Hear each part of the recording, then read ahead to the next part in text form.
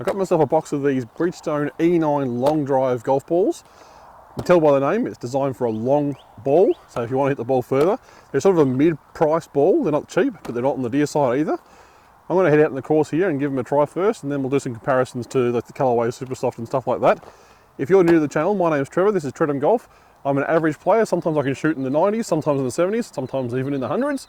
I'm going to review the ball from an average person's point of view. Let's get it.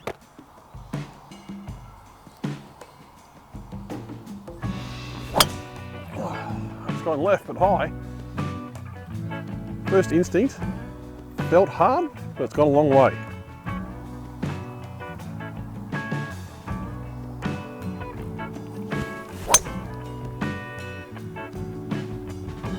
Feels really nice off of the 3-wood.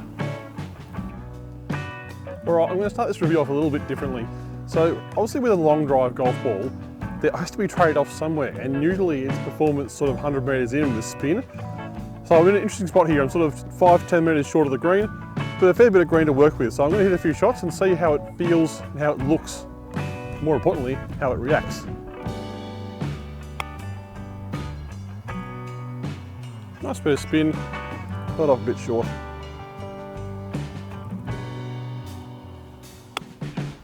Hit that one a little bit more, and see it stop and then roll out. I really enjoy when a golf ball does that.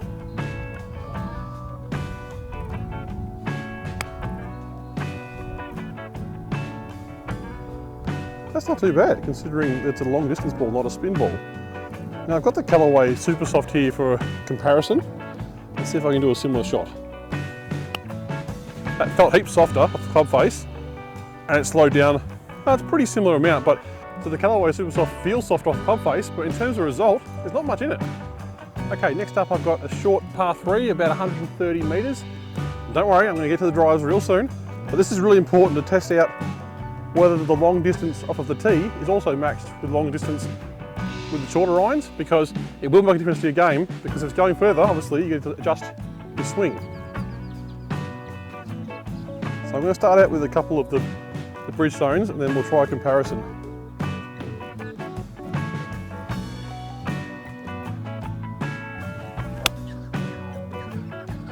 Again, it felt harder, but the ball flight's nice and high. Just a touch short. Now that could be my swing, as opposed to the ball. Let's see if I can get something a bit closer.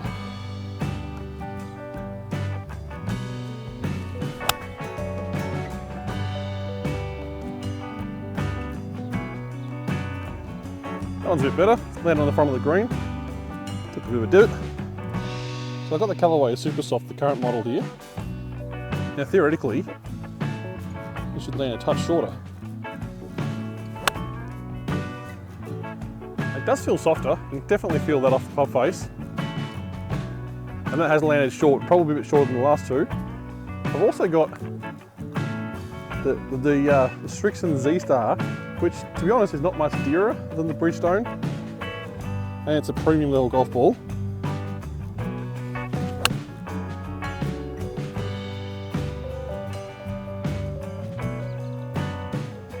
And again, that one's come up short. So far the Bridgestone's been the longest of the three. I'll hit one more Bridgestone to give it a bit of oomph to see if I can get it there.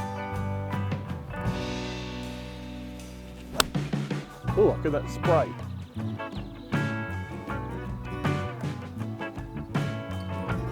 But again, it's longer. So, interesting comparison. So far it seems to be a little bit longer, but not a lot. So this is the one you've been waiting for. This is the long drive test. Got the Callaway Rogue ST1 driver. I don't know if you can see in the distance there, but there's a bunker on the left which always wreaks havoc with my ball. I always seem to land in it, so I'm really interested to see if the Bridgestone can carry that a little bit further and get me over it. Thank you for staying around this far into the video. Make sure you give it a like and all that sort of stuff and subscribe. You probably won't, but that's okay, I have to say it because every YouTuber has to say it. But if you like the content, think about subscribing. If not, it's up to you. Again, it's come off really high, but it's long. It feels harder, but that's gone quite a long way, and that's easily covered that bunker, I reckon. And I won't know until I get down there and find out. Let's see if it wasn't a fluke.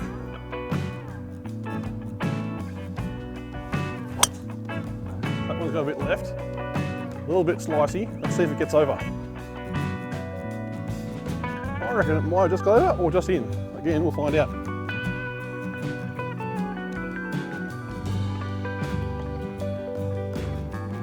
I'm going to hit the colourway this time, the Super Soft, which is a super value golf ball. It's about Australian dollars, about $20 cheaper than the Bridgestone. Oh, that's dead.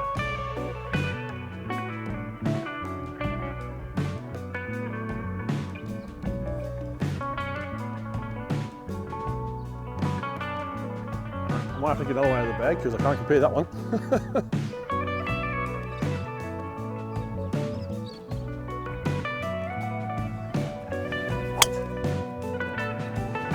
So that was the Bridgestone Z-Star Diamond.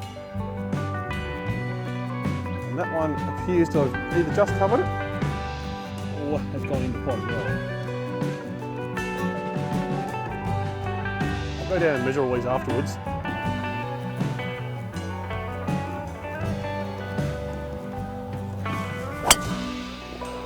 It comes off so nicely.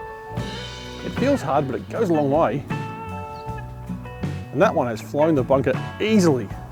Best shot by a mile. So the Super Soft has ricocheted off the trees and landed back on the fairway. So in a normal round, I would have been super happy with that. Not so good for a comparison though. So according to the rangefinder, the shortest one, which is the Bridgestone as well, has gone 220 metres, and I'll put the distance in yards up above here because I don't know the calculation off the top of my head. That's the shortest one, 220. But it's cleared the bunker. Good start. So the Z-Star and the second Bridgestone have got about 235 metres. They both went about the same distance. So the longest one of the bunch has travelled about 251 metres, which is the Bridgestone. That's not to say that the Bridgestone or the colourway couldn't have gone that far if I had hit more of them, but what showed is that it's consistently long, which is exactly what it should be. Now I do always like to throw in a bunker test in these reviews, so this ball is no exception. This sand is rather hard and it's been a bit wet, so I'm going to be curious to see how it comes out.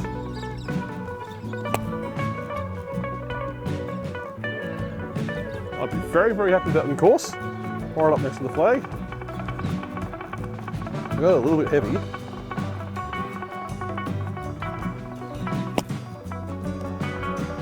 That one has some good spin. Landed a little bit short. Lucky last. That one's a bit heavy. That'll probably be me. All in all, pretty nice out of the bunker. So I'm fast running out of light here, but there's a newish tradition that I'd like to include in these videos, and that's I want to play a hole shot for shot, vlog style. This particular hole is it's not a long par 5, but it is a long way to the corner, and if you find yourself on the left and short, you've got no shot at the green for 2. So let's have a crack at this hole and see how the Bridgestone goes.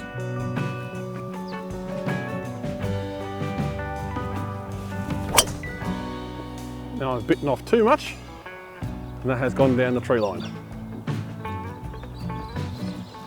Let's go find out where it is. Okay, so there's a reason why I say I'm an average golfer doing golf ball reviews for average golfers.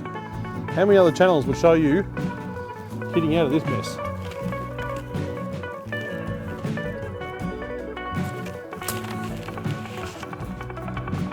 That's out. So the good news is now I've got a shot at the green. The bad news is I'm a very, very long way out, and I'm not very good at 3 off the deck.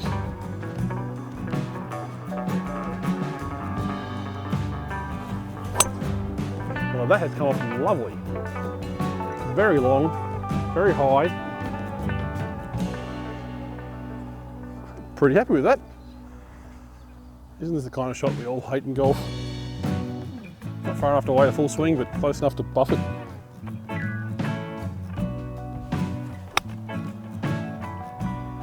Hot, is it?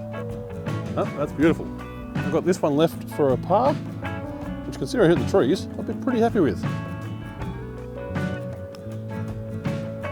Green's pretty fast, just missed to the right. You know what, I'm happy with that considering where I hit the tee shot. So the Bridgestone E9 golf ball, it does live up to its name. It is a long golf ball. It's not one of your cheaper ones like a Bridgestone distance or a TaylorMade distance. It's a more sort of mid-price ball. For me, if I'm paying that kind of money, I'm looking at your Bridgestone Z-Star, Z-Star Diamond, that sort of range. But Bridgestone always make a really good quality golf ball, and it does exactly what it says. It goes long, it spins nicely, so it's a really good golf ball. Thanks for watching, we'll see you next time. All right, little bonus clip for those who stick around. Thank you very much. Let's see how far this thing goes if I really give it everything I've got. I'm tipping nowhere.